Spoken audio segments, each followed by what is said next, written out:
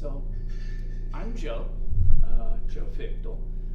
Most people at Trinity know me because I'm the one with 7 kids. Always running around involved in things. I encountered the Labyrinth shortly after we moved to Trinity. The Labyrinth was installed out here. And I'd heard of the Labyrinth, but never really thought much about it. And I tried walking a little bit here. And then in the last year, I found that I was being pulled more to the Labyrinth and getting more interest in what the Labyrinth could be and is. So this year, I actually went through some training with a group called Veriditas that teaches people how to facilitate labyrinth walks. And I am hoping that as we start talking about the Labyrinth and hopefully using the Labyrinth more, we'll have a Labyrinth walk tonight, that we actually were able to invigorate and bring an actual Labyrinth ministry into Trinity. This is our Labyrinth. It's a cool photo, Joe. This is what is considered, and I'm going to talk about this a little bit. I'll get more into it here in a little while. Just to kind of give you an idea about what I'm going to talk about labyrinths for a little while, give a little bit of background, a little bit of history, a little bit about how we walk a labyrinth, and also how it's prayer. Then we're going to do a finger labyrinth together, which is another piece that we can do versus out walking on one. We can print these out. We can do these online, which is something that really started during COVID, but has really grown as people have found that, okay, being able to connect is important. And the Labyrinth is something that allows us to connect with others. So what you see when you look at this labyrinth is, you see a pit. You're going to come in here, and you kind of wander around. And we're going to talk in a little bit about what that wandering around is. Okay. Now, have a question for you. So, when I say the word labyrinth, or you Google labyrinth, that's what we always do when we have a word we don't know nowadays, we Google it. What do you think of? David Bowie. Sorry, I really had to. Wait. Yes, okay, yeah. I think she said David Bowie. David Bowie, yes. It's a great movie. Yes. Yeah, okay. No, it's good. It's good. I think of the Minotaur. We are really into Greek mythology in our house, so Gotcha. we are, that's where my mind goes. So yeah, so as you said, Theseus and the Minotaur. For the Labyrinth is a place of terror. Yes, the Labyrinth is a place of terror. The Labyrinth is a place where we get lost. A place where we never escape from.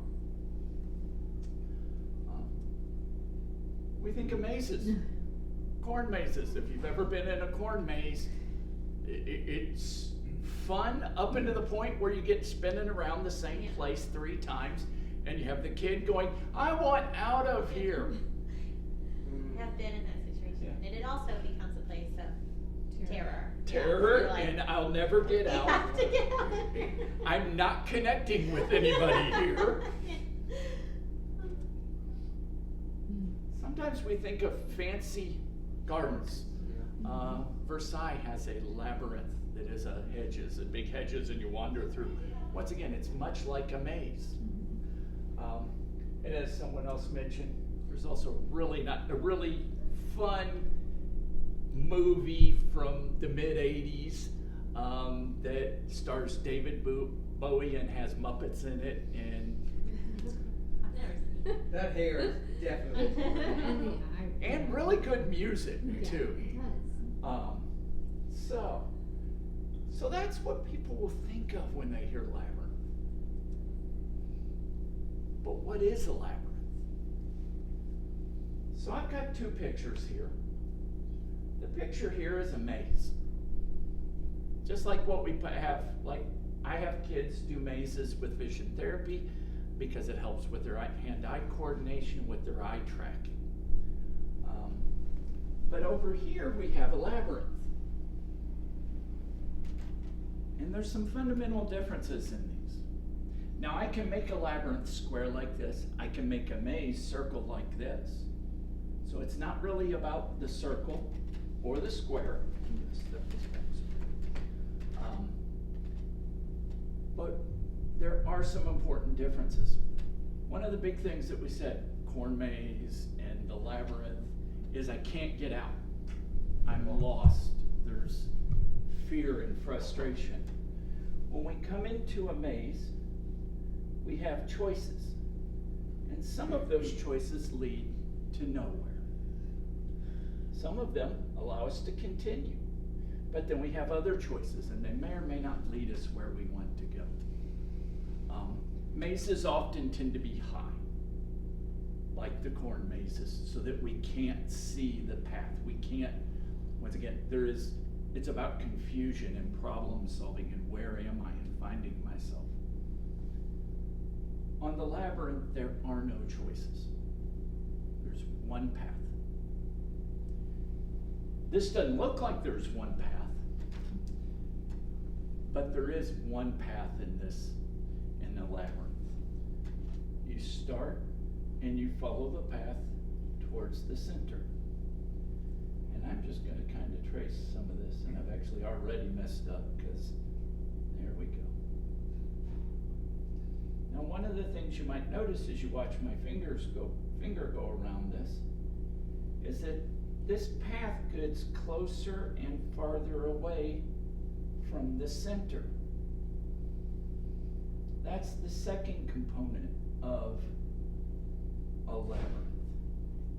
That's called a meander. On the meander, you sometimes think you're moving closer. Sometimes you're moving farther away, but you're always moving towards the center. And for me, that's one of the important things about the labyrinth from a Christian perspective. And you'll hear me say it from a Christian perspective sometimes, because people come to the labyrinth from all different directions. One of the amazing things that I got to experience was the facilitator training, where I was coming from a Christian perspective of using the labyrinth. There were people who came to the labyrinth from very holistic healing, from very what some would consider new age energy management.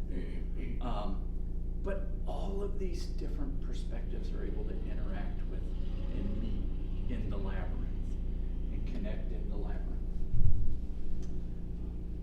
It is one final thing about a labyrinth is it's not walls. There's not walls in a labyrinth. I can see the whole path.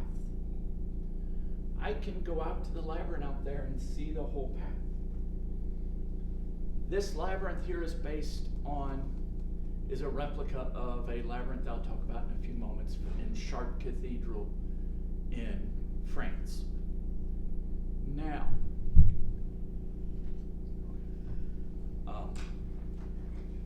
if you go to the cathedral in France, now, funny note, they usually have a lot of chairs on it most of the week. They have started clearing it off so you can walk it at times. But when they clear it off and you can walk it on times, you can see this whole path. It's about 42 feet wide, so it's really large. But you can see the whole path.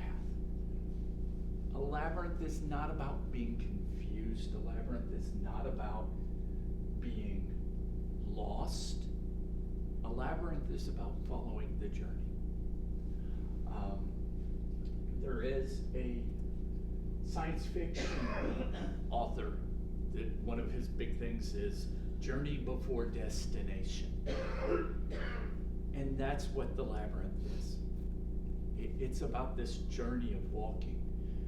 For me, from a Christian perspective, it very much mirrors our walk with God. Sometimes we're closer to God. Sometimes we're farther away from God. Sometimes it seems like we're not anywhere near God. But we're always walking towards God.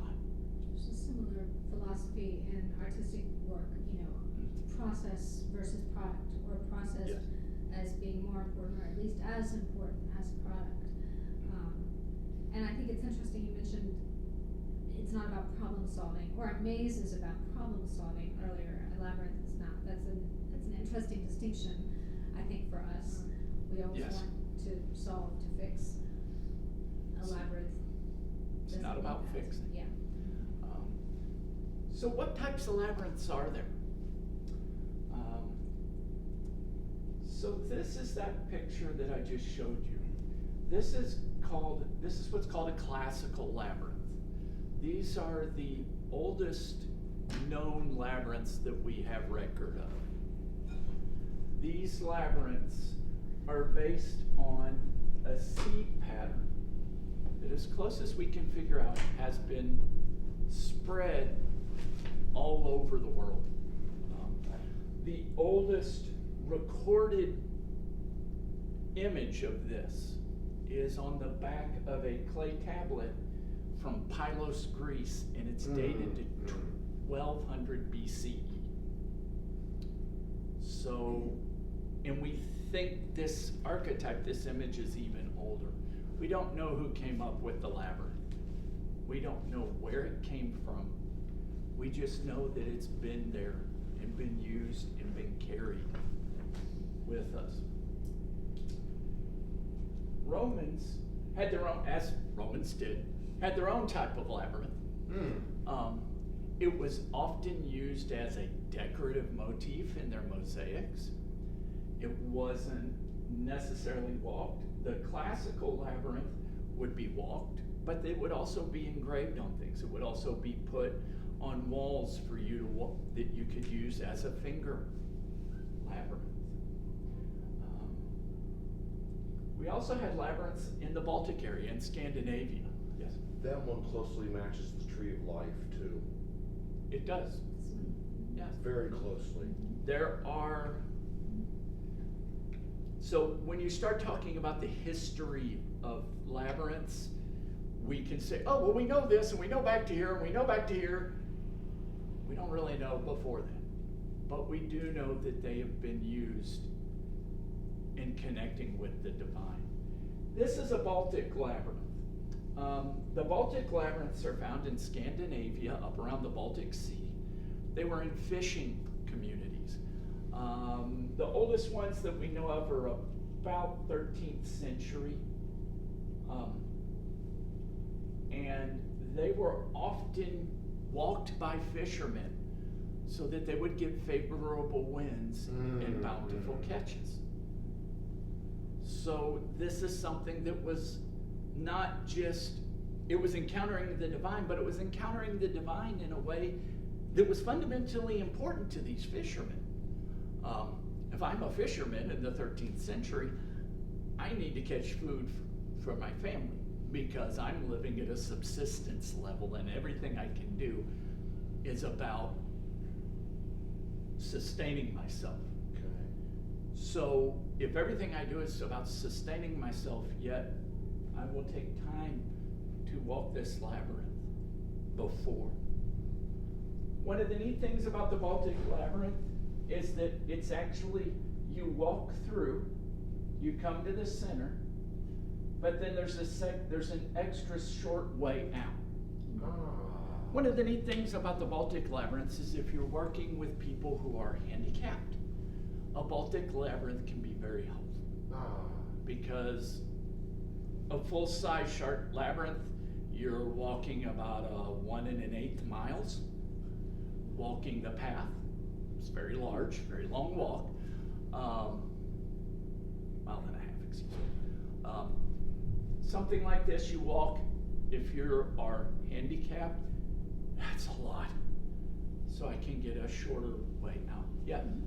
In psychological circles, there's something known as recentering your own mind or getting back to center. Mhm. When you walk mazes, that's actually what you can do. You can get your own mind back to center. We'll get to that. Okay. We'll get to that in a little bit. And I would argue not when you walk a maze, but when you walk a labyrinth, you can. Well, labyrinths are based on mazes, but go ahead. They're not. Okay, They're different. There's Okay. some fundamental differences. Okay. I'll go with that. I'll talk with you about that afterwards. So. Well, I actually have to leave to go to another church. But the labyrinth mazes are designed to confuse you. They're designed for the problem solving. I was gonna say, we're video recording this, so you can catch, Yeah. if you need to leave, then you can catch the whole thing. YouTube? Yeah, it will be, yes. Could you give me the YouTube link before I leave too? Yeah, I'll let you know. Okay. Yes. So this one is the famous Chart Labyrinth. I call it famous because that's really the labyrinth that when most people think of a labyrinth in the United States, this is the labyrinth that we think of. These type of labyrinths first started appearing about 1000 AD. But where they really started becoming big was in the 12th and 13th centuries as they were making the large cathedrals like Chartres, the Gothic cathedrals. They had labyrinths in them. At the same time that they're building these cathedrals to the glory of God. They're also building these cathedrals as pilgrimage destinations. Because at this point it's become completely unreasonable to expect somebody to have a pilgrimage to Jerusalem. It was too dangerous, there was too much fighting, we'd lost the Holy Land, so what the churches, they created these cathedrals, beautiful Gothic cathedrals, and they put labyrinths in them. And they would use the labyrinths as the ending of the pilgrimage to the cathedral. They would in pilgrimage go to the cathedral, and the final step would be walking the labyrinth to the center of the labyrinth as the New Jerusalem. Oftentimes, especially during Lent, people would walk the labyrinth penitentially. They would walk it on their knees. Ouch. There is an image, and I couldn't find it to share it with y'all. There's an image of people walking the labyrinth in Chartres in the Middle Ages.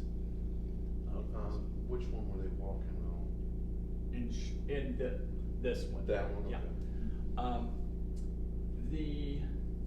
This is the labyrinth that the Reverend Dr. Lauren Artris fell in love with. She is the person who brought brought the labyrinth to the United States. She brought it to San Francisco, to Grace Cathedral there, where she was a canon. And they started out, she actually, in her book, Walking a Sacred Path, she actually talks about her journey that she did, where she went over to Chartres, because she had encountered the labyrinth, was getting into labyrinths, wanted to go and walk the one in Chartres. They went over to Chartres, they couldn't see it. They couldn't find it. Because it was covered with chairs, because it wasn't really held in very high esteem. It was another decoration in this cathedral. So she tells the story that she and her friends, she had a group of 6 people. 2 people stood back while she and 3 of the people pushed the chairs out of the way. The 2 standing back were in case the 4 that were moving the chairs got in trouble, the other 2 could come save them. But they pushed these chairs back and walked the labyrinth at Chartres. Around when was that? Early 1980s. You said there was one in America too, is that what I heard you There's say? actually a lot in America now. Where at? Multiple places. How close to us though? The closest one like this, so let me qualify this. We have one out here on our porch that is a smaller version of this. right out there. As you walk out, go up the stairs, you're at the Labyrinth. There. It's right in the brick. We have several labyrinths in this area. The JMU Arboretum has one. There is a Lutheran church over in Waynesboro that has a labyrinth. White Oak Lavender Farm has one. Shrinemont has one. If you go over to Charlottesville, in Crozet, there is Mountain Light Retreat Center that has one. Mountain Light Retreat Center that has one. St. Elizabeth's Episcopal in Roanoke has Roanoke. just built one a few years ago. Which one? St. Elizabeth's Episcopal in Roanoke. Is it Christ Church Lexington? Grace Church Lexington. Grace Church Lexington has a beautiful, it's modeled on Yeah. the Shark Cathedral. I said that the Reverend Dr. Lauren Artress brought this over to the United States. She actually was the force behind the restarting of labyrinths in the United States. Oh, cool. She is the founder of the group that I went through the facilitator training with Veriditas. She's also an Episcopal priest. Lovely. And I think it's interesting that a lot of Episcopal churches have connected with this. But they weren't the first labyrinth in the United States. No, that one does not have it, This actually, it is a labyrinth. but it doesn't have an exit. You Unless you go enter back and up. exit through the same Right. place. This is, please tell me I wrote the thing, because otherwise I did not write that. This is an indigenous Indian labyrinth that is woven into their beading. It's also used as a path. It's called the Man in the Maze. So they've been here. They've been everywhere. Is there one of these close to us? Not that I know of. Gotcha.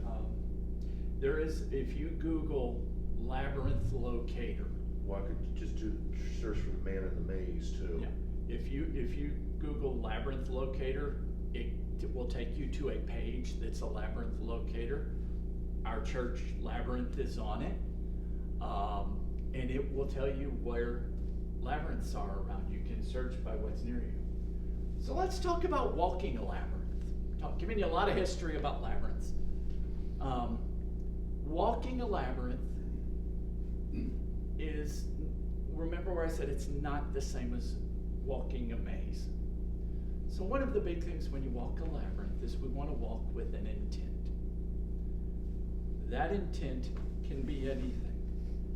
The intents that I've walked labyrinths with are anywhere from, God, I need help, or God, I want to connect with you. Am I doing the right thing? And Friday I walked the labyrinth out here with, help me to make this, help me to help people see the labyrinth. We walk with that intent. Now sometimes we just kind of start walking and we're not completely sure what our intent is, and that's okay too. Because it's not, I'm going to talk about walking a labyrinth, but you know what, it's not hard, fast rules. I've seen people dance the labyrinth, I've seen people crawl the labyrinth, I've seen people kind of just get in the labyrinth and kind of stop and kind of go, okay, sin for me, and leave. And just kind of walk out. Sometimes they don't walk back out. Sometimes they kind of wander. But when we start in the path, we want to walk it with an intent. And then we have 4 R's. It's, we always love when we have simple things to remind us how to do stuff. 4 R's. At the threshold of the labyrinth, which is right here, wherever we're entering the labyrinth, we want to remember. We want to remember the blessings that we have. Remember the fact that we get to breathe. Remember our intent as we're walking in. When we've come to a point where we're ready to, then we enter the labyrinth and we start releasing. So one of the most powerful things that happens in the labyrinth is as we walk in the labyrinth, we start letting the world go away. We're moving from the world to a different place.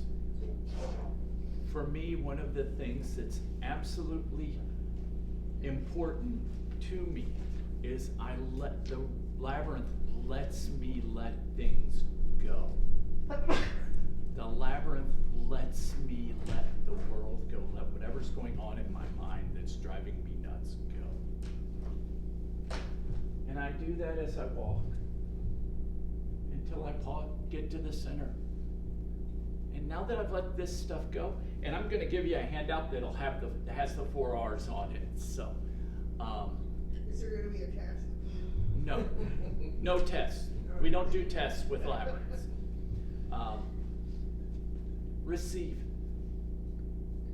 Be open to what happens.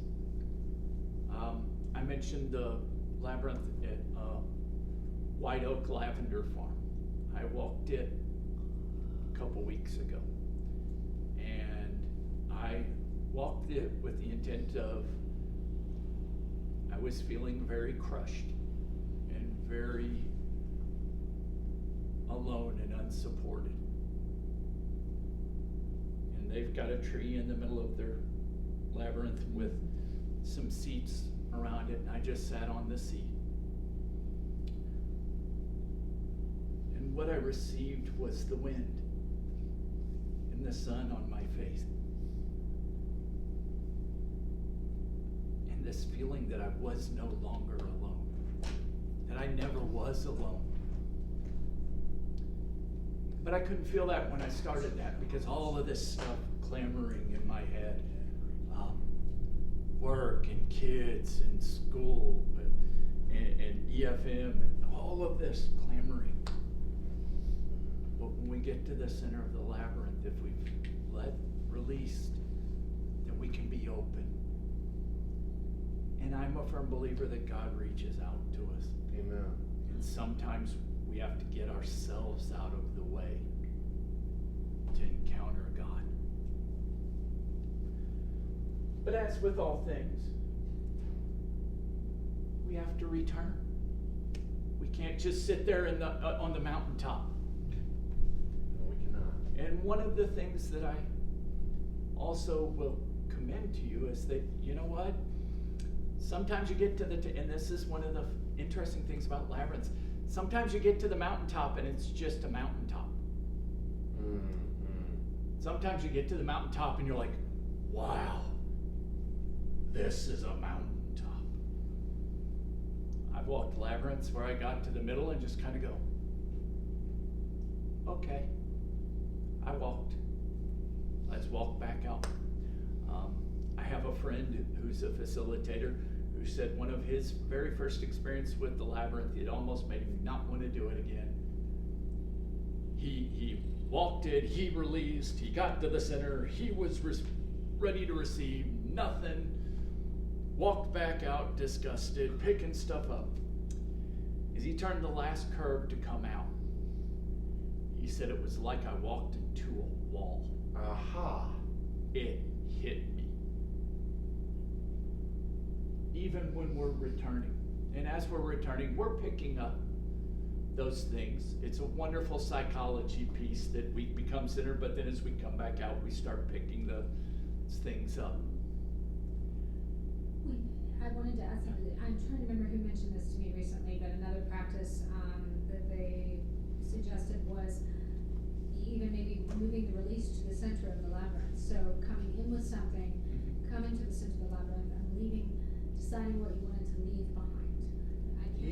What you need to leave behind is your problems, everything you're struggling with. That would be one way to approach in that. some yes. labyrinth walks, you'll carry something in. And you will leave something in the middle. Sometimes we do that to help with our healing. We can use labyrinths to help heal. And in that, we leave something in the middle. So one of the big things is, We thought about a fifth R, Okay. yes, repeat. I like that. Oh, how do I we like that. repeat? Do we go back to the labyrinths on a regular basis then? Yeah. Yes, Just like, Okay. yes. Okay. Labyrinths are still there. They're not a one-time thing. Well, they should always still be there, shouldn't they? Yeah, Okay. not always. Some labyrinths are temporary. Some labyrinths are canvas labyrinths, like this one here. This one is painted on asphalt. This is at Mountain Light Retreat. This one up here is a canvas labyrinth. This one is Shrinemont's labyrinth. Shrinemont? Shrinemont. It's an Episcopal retreat center in Mount. Orkney Springs. Okay, Orkney. Wait, This. how far away is that one? A little over an hour. Yeah, Oh, okay, I would need a vehicle. yeah. This is the JMU Arboretum. The one on the bottom? Yeah, right here. But one of the big things I've had people, and I've had conversations with people that are, how is this really prayer? There are some traditions who say, nope, that's a gateway to hell. Well, see, that's the automatic wall going up. It is. So here's some things about how this is prayer. If you think about what prayer is, you're intentionally trying to connect with the divine. That's what prayer is. And that's what you're trying to do here. And I think AJ's going to pull something out of the Book of Common Prayer, which I Uh-oh, thank you. uh-oh. Now we're in How do trouble. you read my mind? We are in trouble now. You're praying with your whole body. Something that we have forgotten as Christians is that what we do with our body is important. We often think, oh, I can just pray however. Not but- totally true. Praying with our whole body, using our whole body to connect with God. Did you find what you're looking for, AJ? Yeah, I'm just in the catechism, when we say what is prayer, prayer is responding to God by thought and by deeds, with or without words. And one of the big things, and this is one of the parts of that release part, you get yourself out of the way. And I know in my experience, the biggest impediment to me connecting with God is me. The rocket-powered merry-go-round in my head that doesn't want to stop and all this stuff that's going on. This lets me get me out of the way. And one of the nice things about labyrinths is that it's part of where we live. It's part of how we interact with the world. All of this is Staunton. This is Trinity Church. And in the middle of all that is this point where we can connect with God. All of that is this, in all that business and movement, and even a worship, a Browns committee meeting over there, you saw them moving around at one point. This labyrinth, this is right out, this is the porch, is a place where we can connect with God. You were, when the frame was showing the city, it almost felt like feels like we're looking at a labyrinth within a labyrinth. Well, if you look at the way cities are laid out, you could design your own labyrinth by just going any which way you want. You could design a path. I love that idea. So I'm going to hand these out because we're going to do something. Romans 12, 1 and 2. I beseech you therefore, brothers, by the mercies of God, to sacrifice your bodies as a living sacrifice to who?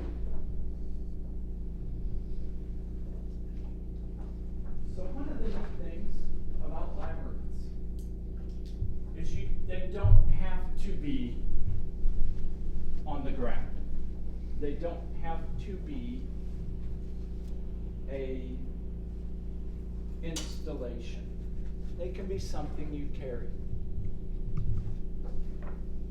I carry a little sharp labyrinth with me. I think I just got lost. You will. Because you can't get lost in a labyrinth, but you can always see the path. You can also print one out, and that's what I did with this. These are printed out. Here you go. Oh, No problem. On the back of it, you'll see the 4 R's. And you can even see the Veritas kind of symbol and the fact that it's that sharp labyrinth. But what we're going to do now is... Battery 100%. Can you turn it up a little bit? So, okay, what we're going to do is we're going to walk this labyrinth. We're going to do it with our finger. So what I would like you to do is just kind of put your hand on the labyrinth. And I want you to close your eyes. And just think of something that you want to connect with God with. Just one thing, and you don't have to share it. I want you to just think about it for just a moment. I'm going to turn on some quiet music. And as you feel calm, put your finger at the beginning and trace the path to the center. Take your time. This is your space with God. This is your moment with God.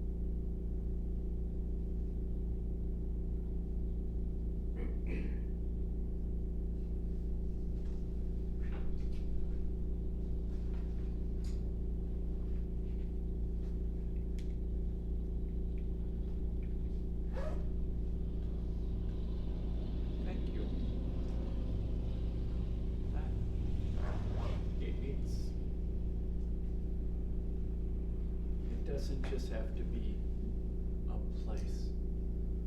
Because one of the most powerful things is we all carry the sacred with us. We all carry the divine with us. Sometimes we can use a board and shells. Sometimes we can use technology and a printout. Sometimes we can use a piece of bamboo that's been done. And I'll actually pass that around. This was made by the mother of a Methodist pastor who I was in chaplaincy training with. Another less lyrical way you could make one is with puffy paint. Yes.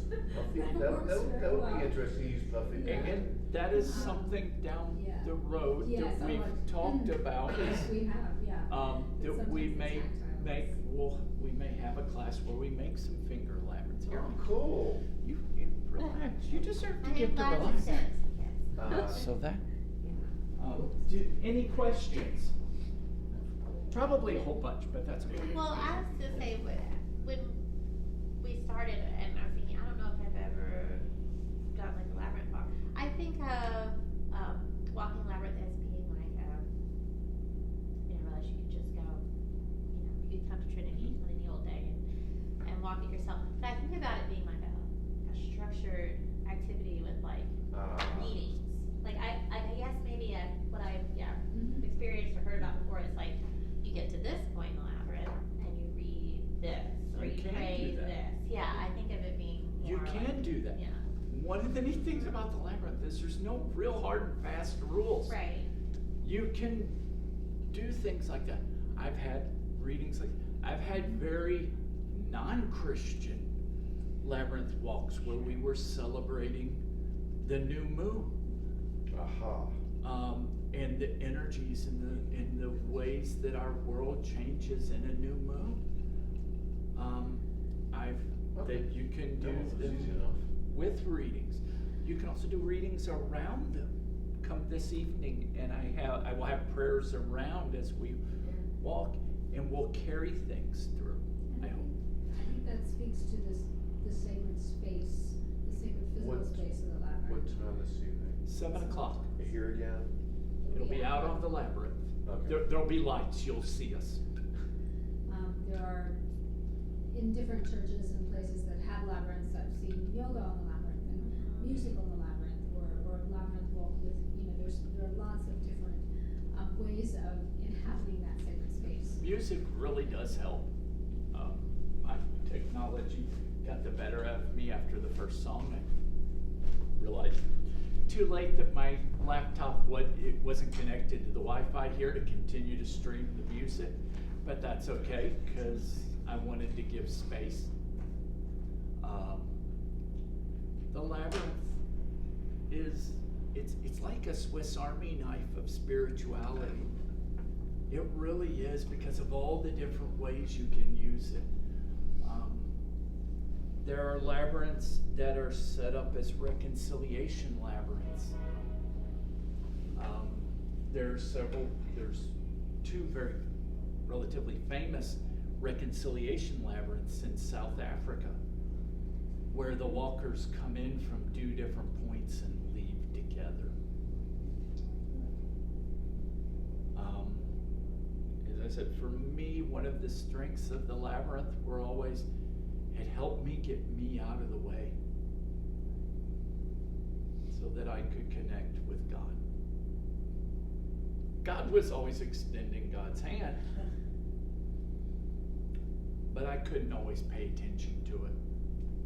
I couldn't always connect with it. I think one of the, I was thinking as I was doing this that, you know, for me, what would be the great value in doing something like walking this or doing it with my fingers is that it's like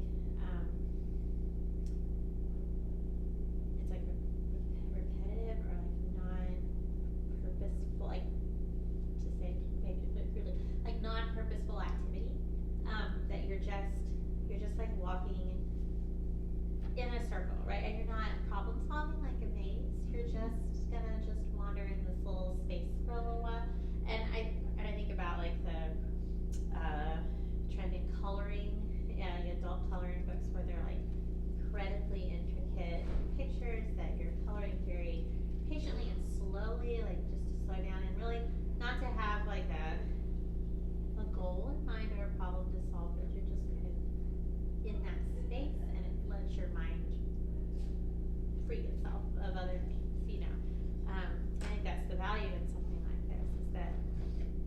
even like a nature walk.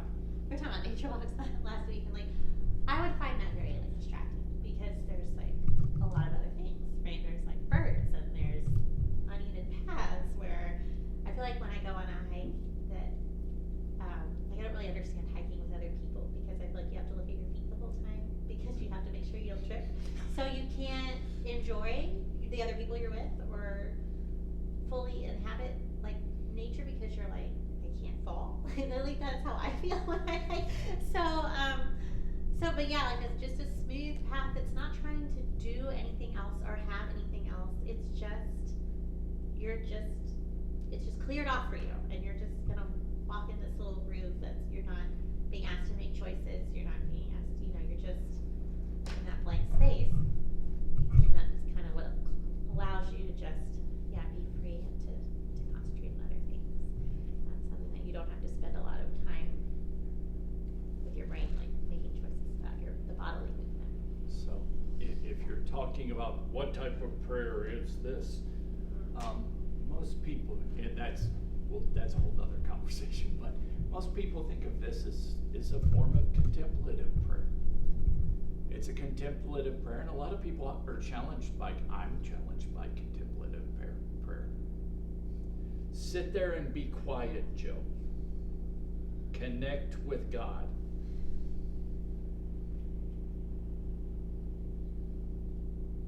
Did I leave my car? Did I lock my car? I don't like sitting still. I don't. It falls apart. I've tried it. I really want to. For me, it doesn't work. It doesn't connect. Let things go as you move, as you walk, as things are kind of moved away. One of the things when you walk a labyrinth is that the outside world is still out there. Like I showed it, it's still out there. But when you walk into this space, it's different. It's intentionally walking into I want to connect.